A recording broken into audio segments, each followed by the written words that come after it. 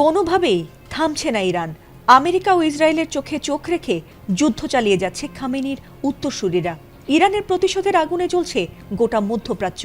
Trump নেতানিয়াহুর পরিকল্পিত হামলার দাঁত ভাঙা জবাব দিতে এবার মরিয়া হয়ে উঠেছে সাহসী মুসলিম দেশ ইরান। এমন পরিস্থিতিতে ট্রাম্প যখন কঠোর হুঁশিয়ারি দিচ্ছেন, ফ্রান্সের প্রেসিডেন্ট ম্যাক্রো যখন পারমাণবিক অস্ত্র বাড়ানোর ঘোষণা দিচ্ছেন, ঠিক তখনই কোনো রকম ভয়ডরহীনভাবে ইসরায়েলে মুহুর্মুহু মিসাইল হামলা করে নেতানিয়াহুকে কড়া জবাব দিচ্ছে ইরান। তবে এই যুদ্ধে যখন পারমাণবিক অস্ত্রের ঝনঝনানির কথা উঠছে, ঠিক তখনই ভয়াবহ কম্পনে কেঁপে উঠল ইরান।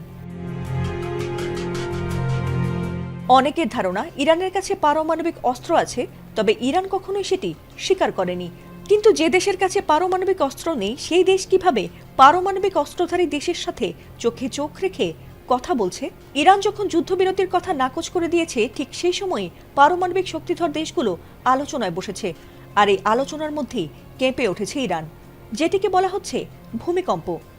আসলে কি ইরানে ভূমিকম্প হয়েছে, নাকি অন্য কোনো ঘটনা ঘটতে যাচ্ছে?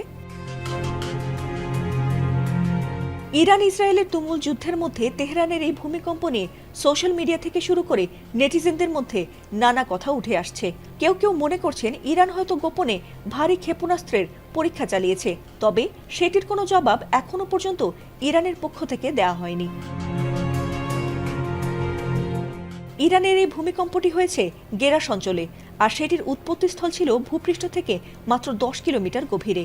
অগভীর এই ভূমিকম্পের ফলে গেরাস ও এর আশেপাশের এলাকায় ব্যাপক কম্পন অনুভূত হয়েছে।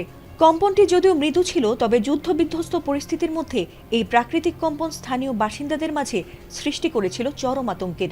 তবে এখন পর্যন্ত বড় কোনো ধরনের ক্ষয়ক্ষতি বা হতাহতের খবর পাওয়া যায়নি। এদিকে এই যুদ্ধে ইরানের পাশে থাকার ঘোষণা দিয়েছে চীন। আর চীনের এমন ঘোষণার পর থেকে ইরানের বিপ্লবী গার্ড বাহিনীর মধ্যে আরও বেশি ক্ষিপ্রতা দেখা গেছে। ট্রাম্প ও নেতানিয়াহু ধারণা করেছিল আয়াতুল্লাহ আলী খামেনির মৃত্যুর পর হয়তো এই যুদ্ধ থেমে যাবে, কিন্তু খামেনির মৃত্যুর পর বড় প্রতিশোধ নেবার ঘোষণা দিয়েছে ইরান। আর সে কারণেই কাউকে তোয়াক্কা করছে না ইরানের বিপ্লবী গার্ড বাহিনী। তবে কি ইরান এবং ইসরায়েলের এই যুদ্ধ তৃতীয় বিশ্বযুদ্ধে রূপ নিতে যাচ্ছে? ফাতিমা সুলতানা, এটিএন বাংলা।